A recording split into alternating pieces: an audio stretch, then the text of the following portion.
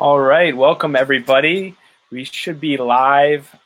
Thank you all for joining. We have a great event tonight with Fourscore Law and Sean and Cameron from Poppy. I'm super thrilled to dive into this. I think we're going to get into some really interesting topics about Cameron's story and founding Poppy and everything that they're doing, and also some legal advice. And I know Sean has a lot of really cool stuff planned to get into, like some obviously frequent run-ins that startups face with legal stuff that's going on. I mean, it's a huge thing that you want to get right at the beginning. So I'm thrilled to have Fourscore Law as a partner for the event, and Sean. And real quick, as people start coming in, whatever platform you're watching on, whether it's YouTube, our website, Facebook, Twitter, please ask some questions for Sean and Cameron throughout the interview. I'll be managing some of the questions, towards the end. And if there's anything that you have for Sean or Cameron both throughout it, just ask in the comments, and then I'll find it on whatever platform you're watching on. If this is your first Entre event, my name is Michael. I'm the CEO and founder.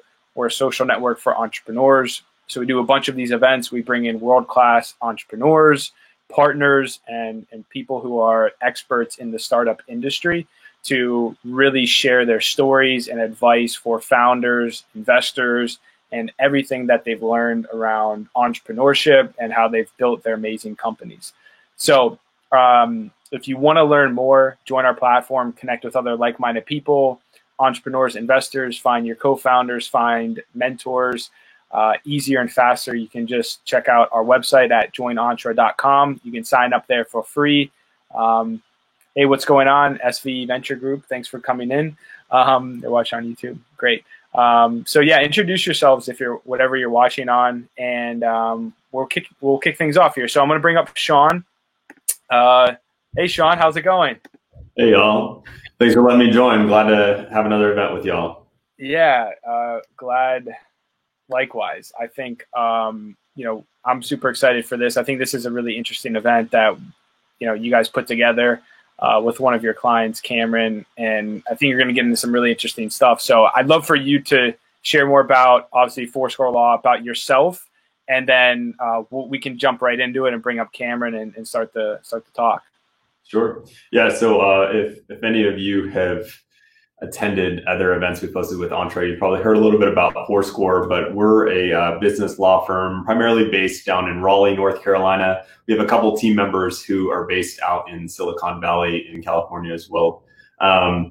But we orient everything we do around the central premise that ideas deserve opportunity. And what that means for us is that we're really passionate about ideas ourselves, and we're really inspired about being able to help people who are ideators and coming up with new ideas to change the world, and actually give those ideas space to become real world opportunities to really actually change the world in practice. One of our clients is called Poppy, and that's Cameron Hardesty, the CEO of that, is going to be joining me today.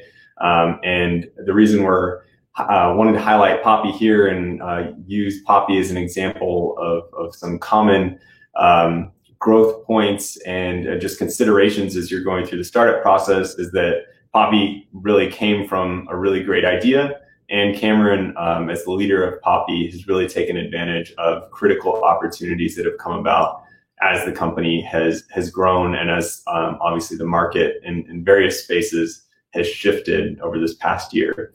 So we're really excited to bring Cameron in to talk a bit about her experience as a CEO and growing a business, and where Poppy's going to go from here. So Cameron, I'll turn it over to you so you can introduce yourself and tell us a little bit about where Poppy came from and what you're doing now.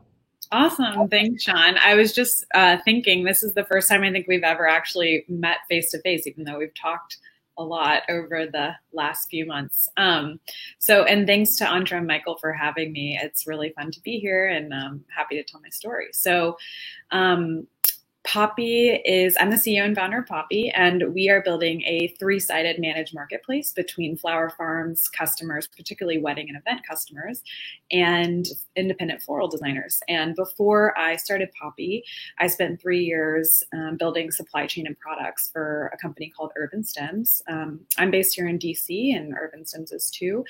And while I was at Urban Stems, I heard from a ton of our customers and friends of friends, because I was that age, who were struggling with buying their wedding flowers. And they saw the tech-enabled convenience that we were bringing to the gifting side of the floral market and said, why can't we do this for weddings? I'm getting these crazy expensive proposals back, and the communications are taking forever, and help me. And I urged us to try at Urban Stems, and we actually did, and we failed.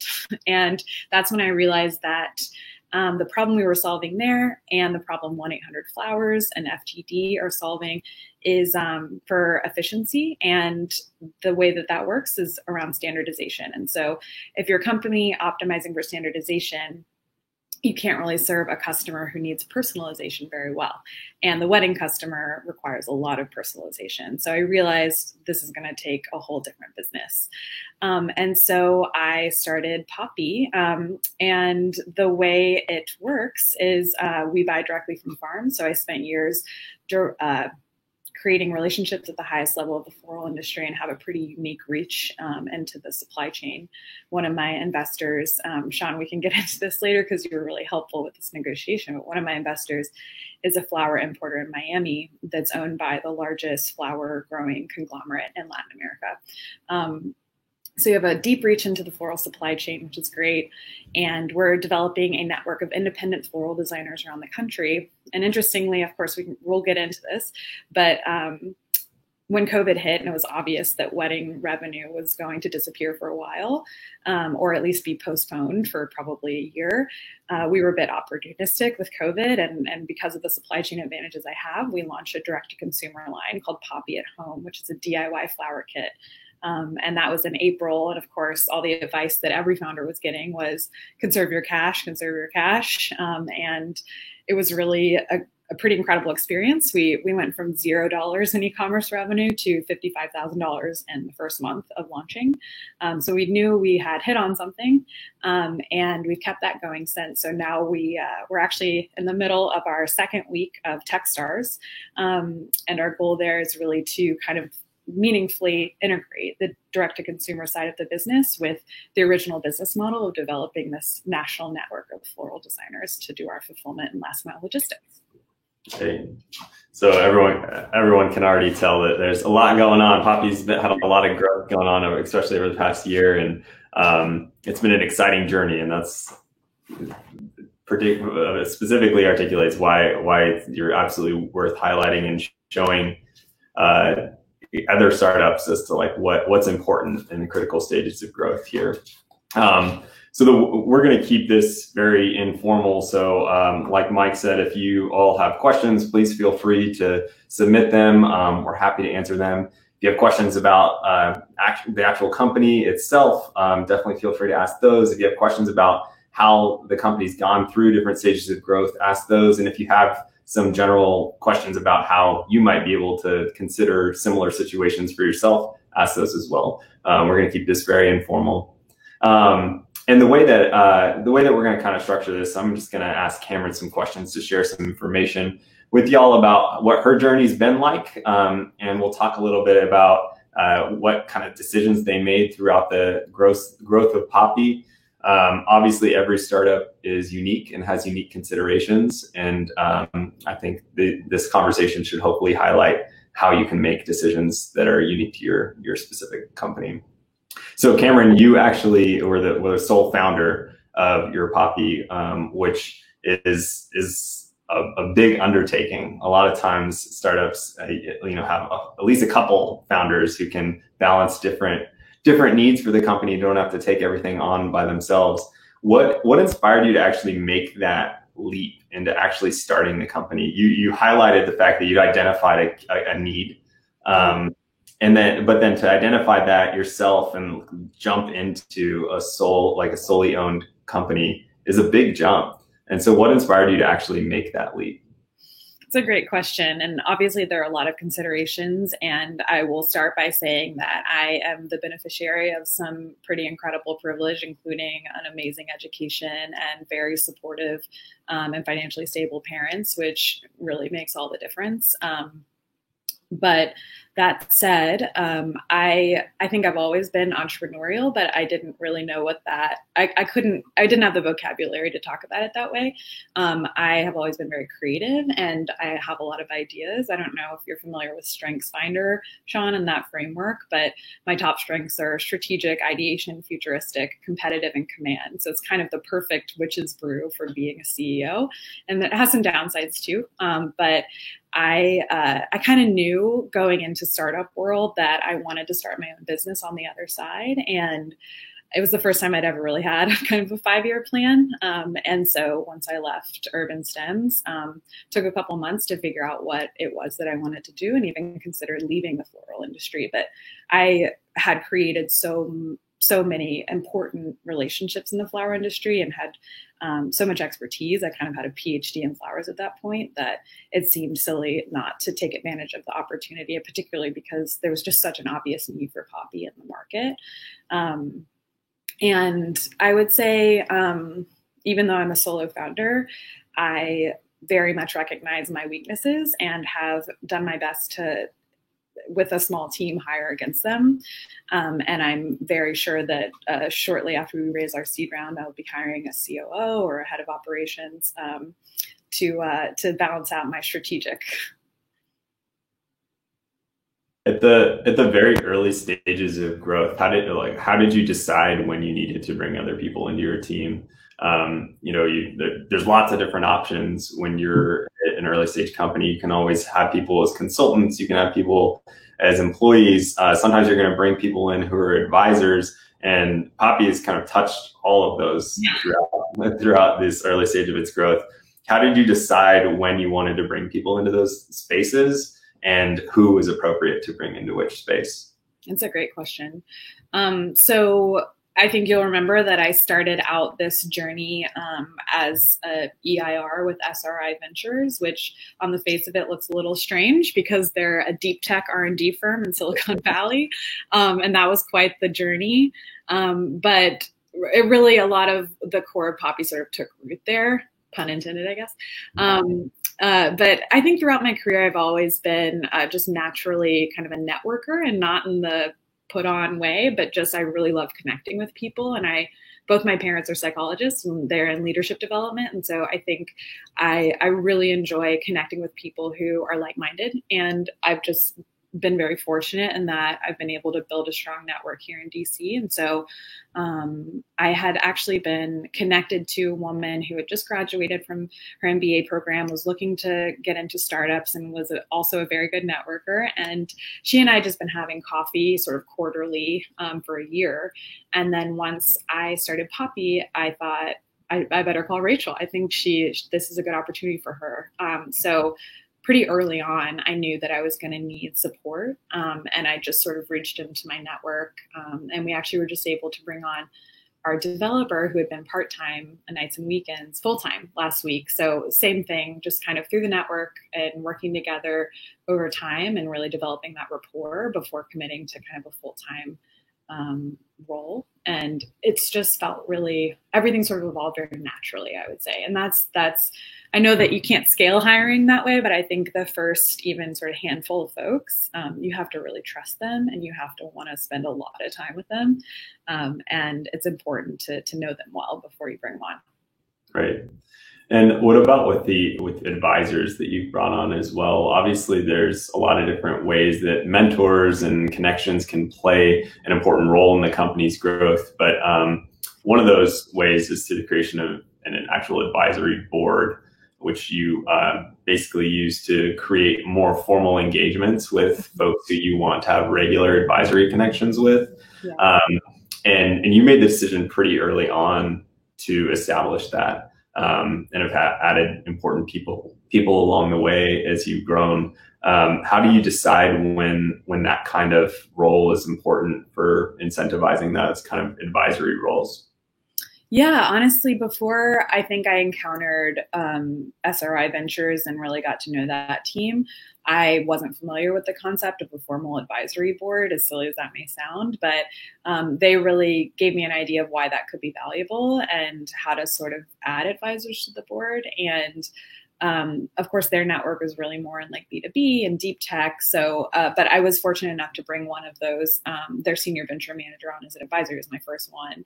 And from there, I just had a sort of format for who I thought could be helpful. So the next person I added actually met at a co-working space here in DC. He just so happened to have run a large product vertical at Wedding Wire. And so he really understood this space and was really passionate and still is about Poppy. And he also works in startups. So I knew that he could be really helpful. He's introduced me to some investors. And so that was a really great person to add. And then the last advisor that I have added is not in the supply chain. She's not a startup person at all. She's actually a floral designer who's been in the industry for about 35 years. And I wouldn't have called it this, but one of the mentors that I spoke with today through Techstars referred to this as a long-term biz dev play. And I don't think Holly would call it that either. It's not common in the floral industry to use words like that, but that's what it is. So she has she's really valuable to me. One, I just love working with her, but two, she's spent the last 10 years of her career really investing in mentoring and education. And as part of that, she's developed a network of about 250 vetted, trained floral designers across the country who are now becoming Poppy designers. And I know that they're talented because they've all trained with her and they're sort of pre-vetted by her. So that was more of kind of a strategic addition, but if anyone has any questions around how to explain equity options to someone who's never heard those words before, I'm happy to give you some advice. Okay. Then similarly, I know that so when you're approaching people, sometimes you want them to be advisors, sometimes you want them to be investors. Obviously, there's a lot of different ways you can bring people in. And earlier you mentioned that y'all will eventually be getting to your seed round, which, so it's clear that Poppy's been this successful and hasn't done a seed round yet. And obviously there's a lot of different ways you can do early stage funding, friends and family. You can go out to angel networks. There's also different types of funding or types of investments you can take from people through safes or convertible notes. You can sell common stock. How did you decide which of those you wanted to do? Yeah, and just to be clear, and I know you know this, but I want to make sure it's clear to everyone watching that I haven't bootstrapped Poppy. I mean, to a certain extent, yes, I've put a lot of my own money into the business, but I did raise a friends and family and angel round. And coming out of that SRI Ventures experience, I gained my first 4 angel investors, including the president of SRI International, who's also been a really helpful and hands-on investor. And coming out of that experience last August, I opened up my friends and family and angel round. And I'm glad that's behind me because it was a long and winding path, I would say, from August to January. And I learned a lot about how to explain the business. And although most of my cap table, I would say, are serial angel investors or VCs who angel invest on the side, I also learned how to explain not only the business to sort of non-professional investors like my parents and some of my friends, but I also learned a lot about how to explain just the nature of this type of investment and what a safe doc is. And I guess in terms of deciding between a convertible note and a safe doc, the safe doc was really appealing to me as a founder. But from my perspective, I think, investors probably prefer a convertible note. And, at this stage, investors aren't looking to make, 5% interest on their investment. They're looking to make a real return. So frankly, I don't see it wouldn't have been a blocker if an investor had asked for it to be a convertible note anyways, but none of my investors really had any issues with the safe, fortunately. Right. And then obviously terms for folks who aren't familiar with safes, you have different terms in there, but for the most part, a safe agreement is pretty standardized. There's really 2 kind of main components of it that might change a bit. and Cameron, you Poppy got to a point where you had some major investors come in at a later point during the SAFE financing who wanted slightly different terms than what the other SAFEs were. What was that process like from the company's perspective of dealing with that? I think we were both like still recovering from all of that back and forth. But I just want to say first, Sean, you were incredibly helpful during that process. And I don't think I would have been able to navigate it as successfully without you. So I really appreciate your support there. Yeah, so most of the investors that I had up to that point, I think the biggest check was $30K, and then they ranged between 10 and $30K. And it was just kind of going piecemeal. And then a contact in the industry who I had known from just industry networking, going to trade shows, and who had started to sell to us at Urban Stems, actually reached out to his daughter who works for him. And he, and really because I wanted to talk to her about how to support the social good work that they were doing at the farms and to really participate in that and to have Poppy be a part of that work in a meaningful way. And she and I just got to talking about Poppy, and we had a pre-existing relationship, and she was really lovely and easy to work with and talk to. And she ended up talking to her father about Poppy, and it just sort of over time, he developed an interest in learning more, and we had multiple conversations. He actually asked for a business plan, and I didn't have a written business plan. I just had my pitch deck. So that was a good forcing function to get my business plan down on paper. And then just over the course of kind of getting to know each other, and I got to know him and really trust him, and he really understood the business and what I was going after. And it just felt like a good fit. So he wanted to invest $150,000 into the angel round, which was by far the biggest check that we had gotten at that point. But his terms, he wanted better terms than the rest of the investors. And we went back and forth a lot around this because my concern around lowering the valuation was kind of messing up the cap table. And the one thing I'd heard from other founders was, don't make your cap table messy because it's going to cost you like $50,000 when you do your seed round to clean it up. I'm not sure I succeeded there, even though my heart was in the right place, but you'll tell me later, Sean, once we go through the seed. But we went back and forth on it a ton, and ultimately, this investor was so strategic. I mean, he's on the board of directors for one of the biggest associations in our industry. His company is owned by one of the biggest companies in the industry, and I knew that he would open a lot of doors for me, and also his endorsement and his buy-in meant a lot because he really knew the industry. And the fact that he had this much belief in the business really was a shot in the arm. And, I've always believed in it from the beginning, but to see someone who's seen a lot of these types of companies sort of come and go, put his own money into it, meant a lot to me. So I was willing to change the terms for him specifically because he was a strategic investor, not to the extent that he would potentially be an acquirer, but just that he was so ingrained in the industry that I was operating in.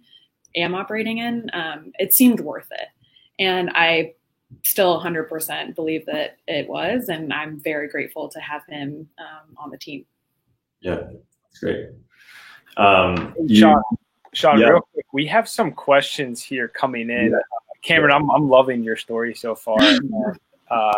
It's really great. I'm totally on board with everything you're saying. With strategic partners, they can bring so much more to the table than just cash. Yep. And then I think the early investors are really critical because they can set you up for huge success if you get the right people on board. Mm-hmm. We have a question here there's a few questions here from Anna who's loving this. I think one is super relevant where she's asking about, and it's kind of like right at this stage that we're talking about it. Mm-hmm. What stage do you recommend bringing in a lawyer onto the team, or like when should you start talking to a lawyer or seriously besides just like incorporating? I don't know, Sean, if you want to hit on this, or Cameron, you can touch on it too. When was your business at the point where you really started like, okay, I need a lawyer, like now's the time? I can start, Sean. So I actually incorporated Sean earmuffs using Stripe Atlas because it was the cheapest possible option. But I started interviewing lawyers as soon as I knew I wanted to start a business, and Foursquare was recommended to me by one of my advisors and a good dear friend who works in the VC industry. And her suggestion, I talked to actually Jesse, I think was who I talked to initially, and I talked to quite a few lawyers, and I just felt the best connection and like the most understood by Foursquare. And so I would recommend reaching out to Foursquare in particular, but a lawyer as soon as you know you're going to start a business and you're serious about it. You don't need a lawyer to incorporate, no offense, but I could not have done what I've done without Sean and Jesse beyond incorporating. So I would say as soon as you get going, reach out. Yeah, I think obviously my perspective is going to be a little biased being that I am a lawyer, but at what stage you bring in a lawyer really depends on your how sophisticated and complicated really your business and your founding team is. Especially when we have companies who come in with just a single founder, that founder is going to be the only person who is getting equity up front. Maybe, you're the only person who's going to be bringing in money just like right at the very beginning. A lot of times when we have companies like that come in, we'll recommend that you use something like LegalZoom, Rocket Lawyer, like one of those things, because you don't really need any sort of complex, sophisticated documents just to get set up. In a lot of states, actually, and as most of you are probably familiar, if you're going to pursue major investment, you're probably going to become a corporation. You're probably going to be incorporated in Delaware. There's a couple other states that might make sense, but usually it's going to be Delaware Corporation. You can usually go to the Secretary of State's website and just find forms that you can just fill out and file with the state to actually just create your company. And so if you have a very basic company, you're the only founder, usually it makes sense to just do that, just to get your company actually set up, because then you can use that to get a bank account, that kind of the initial stuff that you need. But when you start to get to more complex things like creating option plans and you're going to start issuing more equity out to other folks, it can make sense to bring in a lawyer, just because even if you're turning to some other kind of resource like LegalZoom or something like that, you can get great docs from them, but it's not always guaranteed that those are going to be tailored to address specific situations, especially if you're dealing with your company's involved technology or kind of specialized services. You just want to make sure that those things are going to be addressed thoroughly. So yeah, like for Poppy, it totally made sense. Cameron's only founder. Just do whatever's cheapest just to get set up. And then once you get to a stage where you're going to start trying to grow, bring in a lawyer. And just be upfront too with that lawyer about like where you are in your growth, what you're trying to do right now as opposed to later. Really, the more information you give them at the beginning, the more cost effective the process can actually be. It's always better to address things early on and plan than have crises come up later on. People always just want to come in and like get a lawyer only when you have to, and that ends up costing way more money than it needs to. Yeah, I totally agree. I like to put it basically, if you're successful at what you do, you're gonna need a lawyer like at some point in time, and it's always good to know who you're dealing with beforehand, rather than trying to find a random lawyer online or when something comes up, because chances are they're gonna not really know who you are and what your business is, and they're going to charge you more, and you're not going to even establish a relationship. So, I always tell founders and people in our network, and I love to meet as many lawyers as possible, because you never know what's going to come up and what lawyer is going to help you. And lawyers also have a lot of connections. They've worked with a lot of investors, and oftentimes they'll set you up with investors and make introductions for you too. So lawyers are great people in the startup space to know. So I love that. We have another quick question here from Amy too that I think is relevant, and then we'll get back into the interview and save the rest for later. This one's mostly for Cameron here about when did she know it was the right time to start the business. So I'd like to do this before we get to later into her story. Yeah. When did I know it was time to go into business? Gosh, that's such a good question. I think, to be honest, like before I started Poppy, I seriously considered taking a job. And because money is a consideration and it's a financial sacrifice to start a company.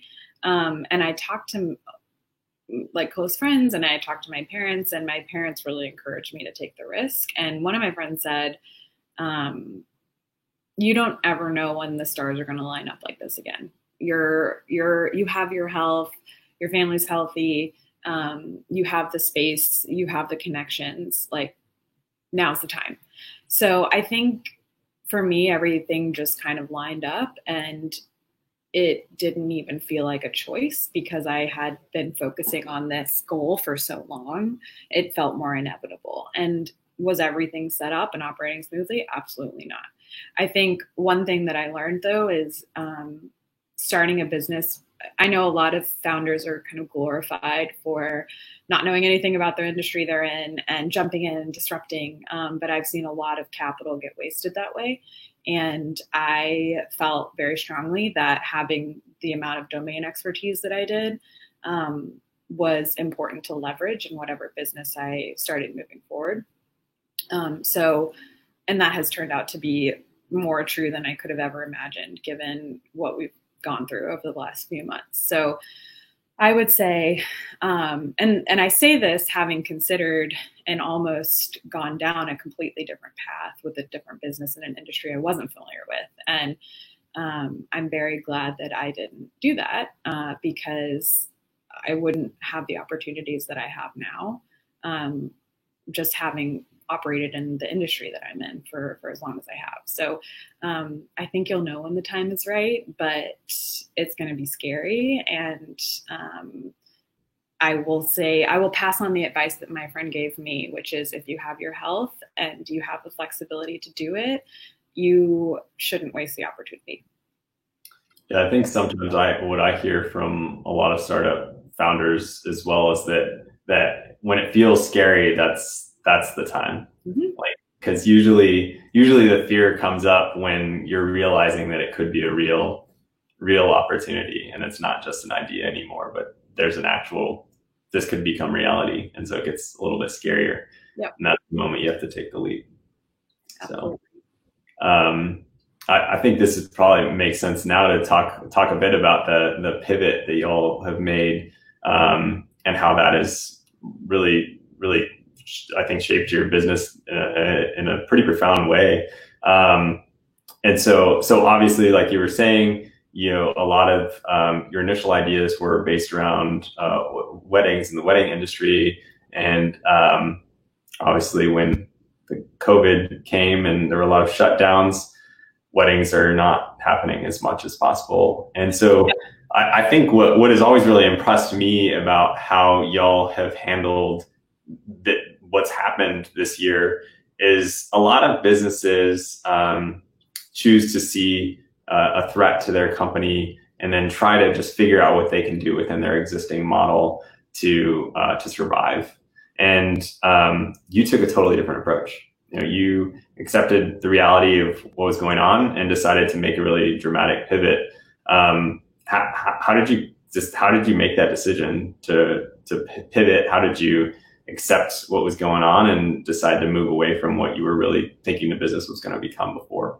Yeah, that's a good question. I spent the first 2 weeks, like I still remember that day that the national emergency was declared so clearly. And I spent the next 2 weeks on a ton of Zoom calls with other founders that were really dire. A lot of them were in the food and beverage industry, so they were feeling it really badly too. And I think I walked away from that, from those Zoom calls and everything I was reading, all the advice I was getting was conserve as much cash as you can because we don't know when this is over. And at first, I think we all thought it was going to be a couple months, and that feels like a lifetime ago now. But then it started looking like it was going to be longer than that. And weddings and events were materially impacted. I mean, more than 75% of our revenue just fell through the floor. And all the events that we had booked out this year got either canceled or postponed, or have been at this point, almost all of them. So not knowing when weddings were going to come back online or in what format, I thought, okay, well, fortunately, unlike other wedding vendors, we have a commodity, and there are other formats for selling flowers. Obviously, that's what, I did for 3.5 years before I started Poppy. So it actually kind of went back to my roots. I got started in flowers just as a hobbyist, and I would go to the wholesaler and pick out bunches of flowers and take them home and spend all Saturday afternoon kind of de-stressing from my crisis communications job with flowers. And I thought, if there's ever been a crisis, it's now. And I can't do anything about coronavirus, and I can't do anything about our government, but I can do flowers, and I can get flowers in people's homes. And it was kind of just felt, I don't know, this isn't maybe the best strategic advice, but it was, I think businesses that have gotten through this have done it with heart. And flowers at the end of the day are really about emotion and expressing emotion. And they're scientifically proven to be therapeutic. That actually is true. I'm not making it up, but I think people needed some therapy in their lives, and they wanted to create some beauty. On top of that, everyone's spending all their time at home, and anything that you could do to spruce up your space was very welcome. So it just felt like the right moment to make that move.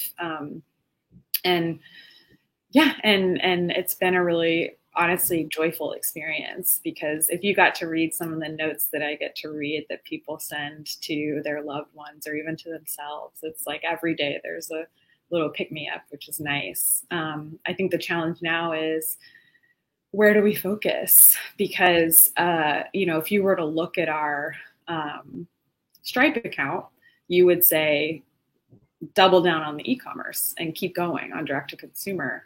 But I still have very high conviction that there's another path, and that there's a lot of opportunity, both on the labor side and the consumer side, in addressing wedding and event flowers. I mean, flowers in the US are a $13 billion industry, and weddings and events comprise almost half of that.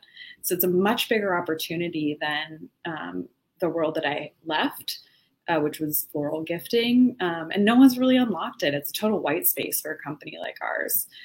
And it's a tough it's because it's a tough customer. It's a tough environment. But if you can figure it out, and we are, there's no competition. So I don't want to just kind of go where the ball is now. I want to see where the ball is going and run there. And it's, who knows what's going to happen, but I guess it's nice to have the optionality that this the direct to consumer revenue is giving us, but I also want to be strategic and kind of play a longer game.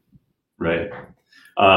Have you felt any pressure from either existing investors or potential future investors that you've been talking to or pitching to move, to continue moving in the direct to consumer space, or are they pretty comfortable with you continuing to adapt how you want?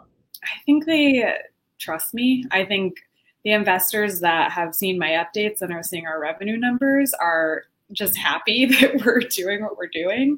But I will say, I think as I've been talking to more and more seed round investors, and the managing director of my Techstars program and I have had some very fiery and productive debates around this, that, now is the time for me to really figure out, how do we leverage what we built on the D2C side to grow the network of floral designers that we're creating. Right. And we're getting applications from these floral designers every day, because guess what? They don't have any work.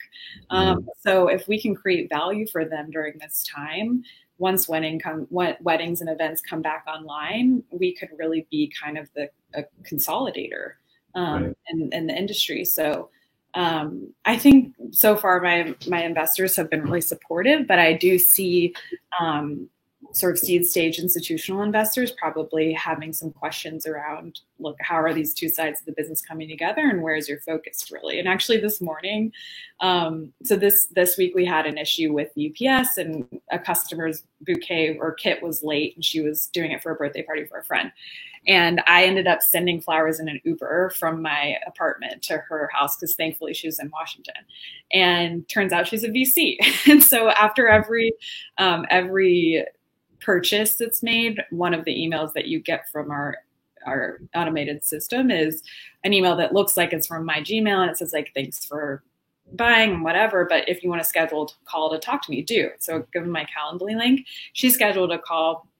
I didn't Google her ahead of time. I just went into the call. We ended up talking for an hour, and we talked about this, and she kind of gave me some strategic input and advice. And I think from a VC's perspective, the network that we're creating is probably the most exciting thing. But you know, as a founder who launched a business into a pandemic, I want to make sure I'm protecting our team, and you know, if we have a profitable revenue stream, it's hard right now to say we should cut it off completely. So I'm trying to kind of thread the needle and be really smart about how we keep it going, but we leverage it to contribute to the broader mission.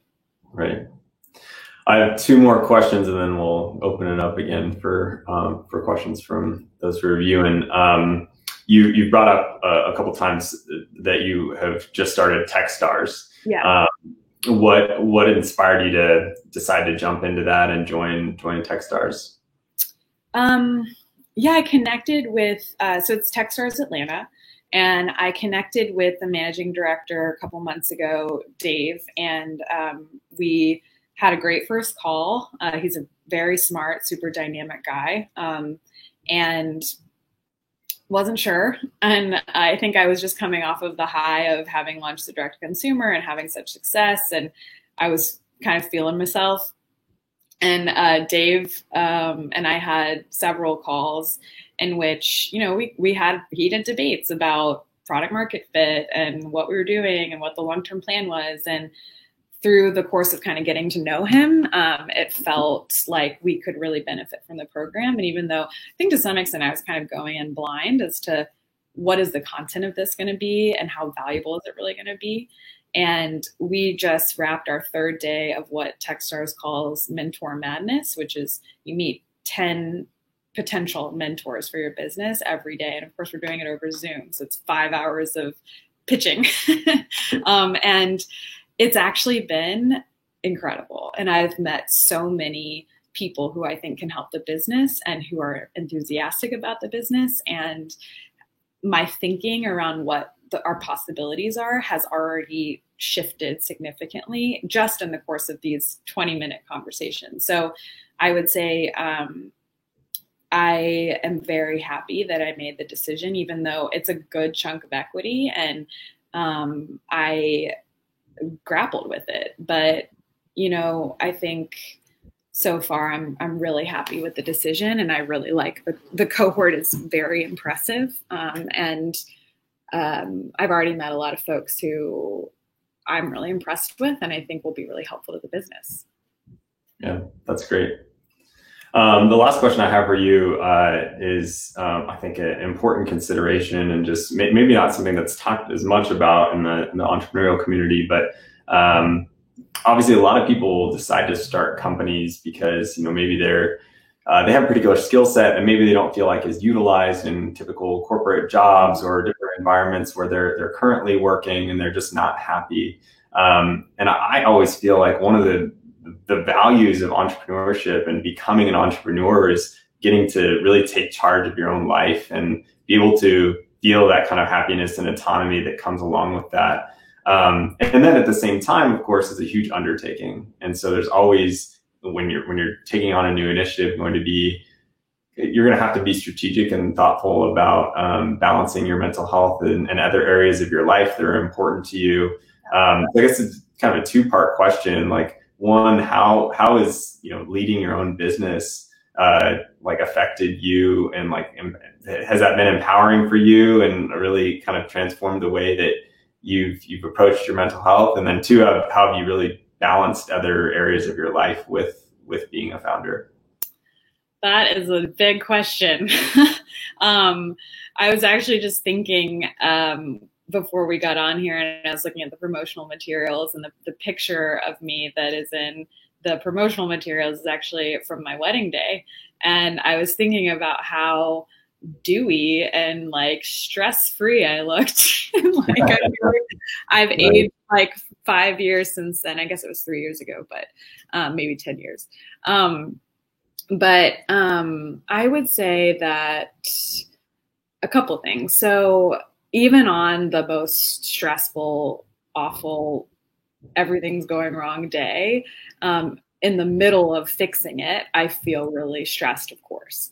But at the end of the day, when I am home and I'm sort of reflecting or making dinner and it's 10 p.m., I still feel energized and happy. And that's such a blessing. Like it's really, I do not take that for granted, because I have this, this isn't my first rodeo in terms of career. And I have been in jobs where I didn't feel that way and I felt the opposite. Yeah. So it's been a long journey to get here, but those moments they feel small at the time, but I actually think they're really meaningful. So try to, in terms of mental health, both my parents are psychologists, so I'm very used to like being okay with getting help. I mean, I think everyone's meditating now and doing yoga, and that's awesome. And I think centering and grounding yourself is really important. And I sometimes meditate too, but I actually have been seeing the same therapist for 10 years, and he's seen me through all of these changes and has been so helpful and such a great sounding board that, I think a lot of people don't feel comfortable talking about therapy, but because I come from a family psychologist, doesn't bother me. And so I would say having a good therapist has really helped. And I also have a coach too, who brings a different lens. And she actually kind of blends Eastern and Western thought. And so she actually introduced me to a shaman. So I've been to a shaman now. Like I'm skeptical of the woo, but I've sort of gotten into it, I guess, a little bit. And that's been nice. Like, in terms of mental health, just being open to a wide variety of possibilities, I guess. And then I'll say yesterday, Josh Hicks, who was the founder of Plated, who was a Techstars company, spoke to our group, and he exited his company for $300 million to Albertsons a couple years ago. And I was really interested because I think a lot of us have probably read the research on happiness and the correlation of money to happiness. And I think, at the end of the day, a lot of entrepreneurs think that after that big exit or an IPO and you've got a ton of money in the bank, like then you'll be able to relax and then you'll be happy and it'll be done. And so, it's not that often that I get to talk to someone who was in my shoes 5 years ago and is now on the other side of the rainbow. And what I wanted to know was like, how happy are you basically? And he was really candid the whole talk. So I felt comfortable sort of going down that path. But he had said, 5 years ago, I would have said my whole life would be changed and I would be a changed person. I would be like beyond happy, over the moon. And it didn't sound like that was the outcome. And so I asked him, as a percentage, how happy are you now of, the amount of happiness that you thought you would be 5 years ago? And he said 25%. And, I think that hit me because I thought like, this might be the happiest that I'll be. Right. And I think it really highlights that, like you were describing, those kind of reflective moments that you have while you're in the midst of this in the evenings after you've gone through a stressful day, or that's the happiness that's really important. Yeah. When you're in the struggle, you think that it will get better when things are calmer. But I mean, if you're an entrepreneur, you're always going to be a builder. So You're always going to have that, movement or like itch, I guess. So just enjoy it when you're doing it. That's what I told myself. Yeah. Thanks for that, Cameron. Sure. Mike, do we have any more questions from the audience? Yeah, I'm loving this. This is an awesome interview, Cameron. I really like your story and your openness too. Yeah, we have some great questions here. One's from Nia. This is, I think, definitely more towards Sean here. Someone who set their company up originally as an LLC, now they might be taking on investors, might want to switch to a C Corp. How should they go about doing that? And then Anna here kind of as a follow-up to that question, which is the difference between an LLC and a C Corp. So I'm sure you probably get this a lot. I don't know which one you want to go through first, but I think it's a good question to highlight here real quick. Yeah, I can quickly just kind of distinguish what the two are and then explain what it looks like going between them.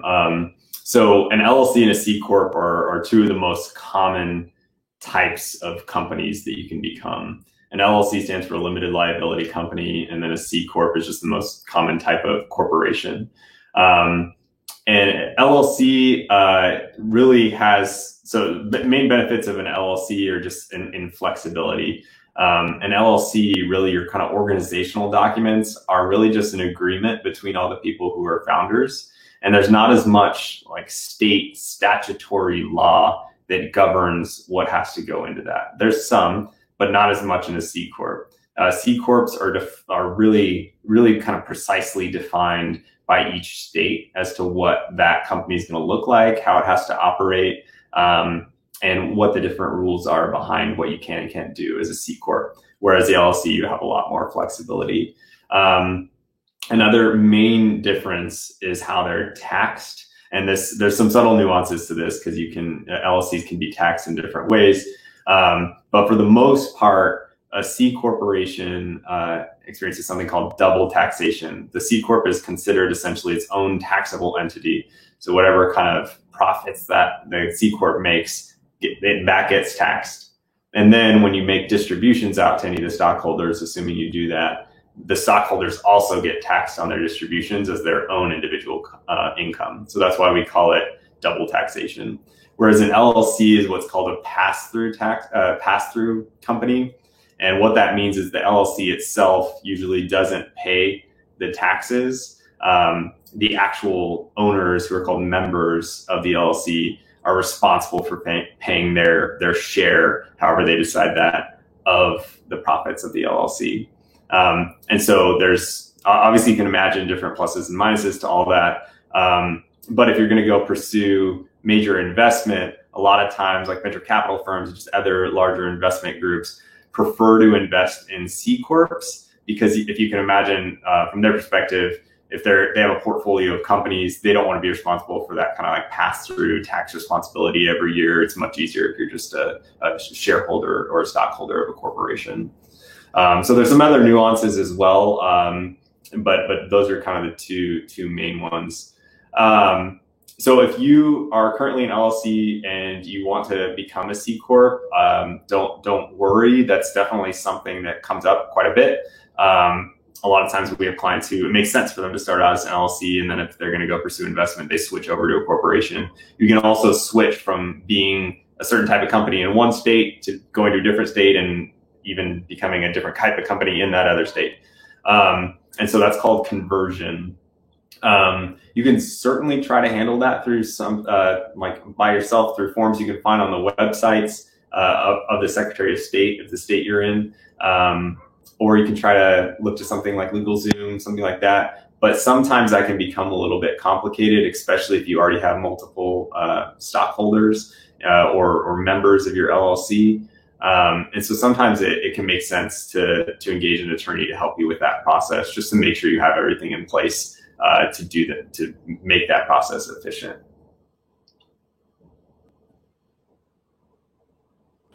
All right. And I threw Sean's email there at the end too. So if you guys do have questions, he's the guy to hit up for questions on this, that this is what he does all day long.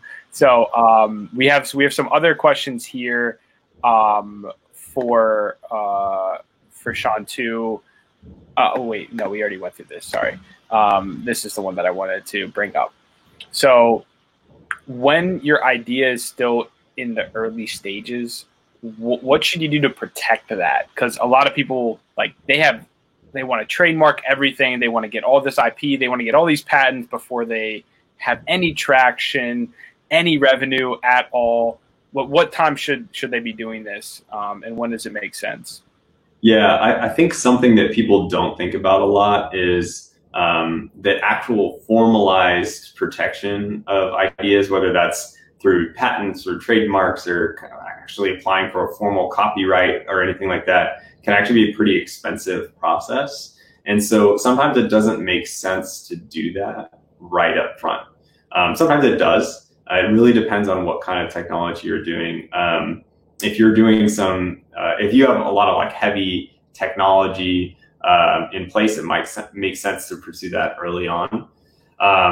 And then I imagine that some of you are also dealing with software, and there's specific rules around software.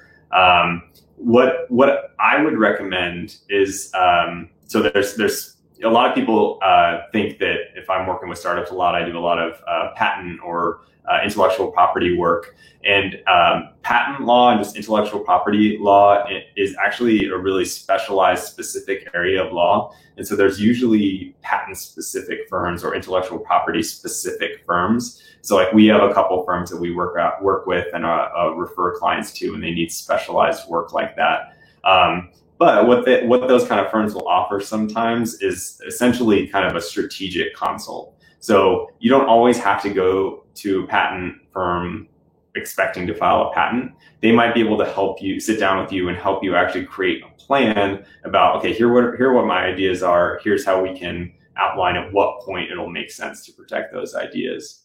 It also sounds super obvious, but I think it's also just worth highlighting that sometimes the best protection of your ideas, especially when it's in a really early stage, especially if it's a kind of idea where there might not be a lot of formalized protection available for you, and you might essentially the success of your company will be just determined by being first to market.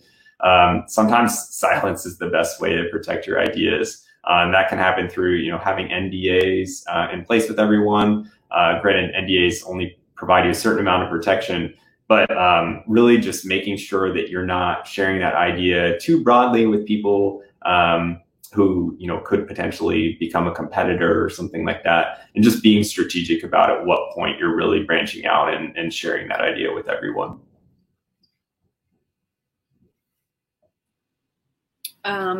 So the question is, how long did it take for you to officially establish your company after all the fundraising and paperwork was completed? Well, I guess I incorporated before I started fundraising, so that was pretty fast. It took like 2 or 3 weeks, and incorporated in Delaware as a C Corp. And then I'm not trying to answer the question because we started operating pretty soon after that and before we had fundraised. So I will say that Sean put together our SAFE document and sort of guided me through that process. And just every investor that I got the SAFE doc. And once it was set up, it was pretty turnkey after that until we did the sort of renegotiation of it with the bigger investor. So I guess we were officially established once we incorporated. I'm not really sure. Yeah, I feel like a lot of times startups or companies and then of them just generally are never really officially established. It never stops, right? You're always evolving, you're always changing.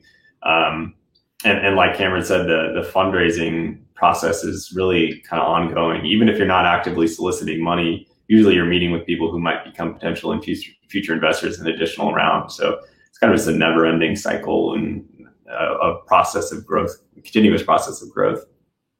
Yeah. And yeah, just to like put a pin in what Sean said, the overarching point is that there's no official and there's no timeline. And I got going and then fundraise. So I think it's more common to start generating revenue and then fundraise. How do you know which firm was right for you?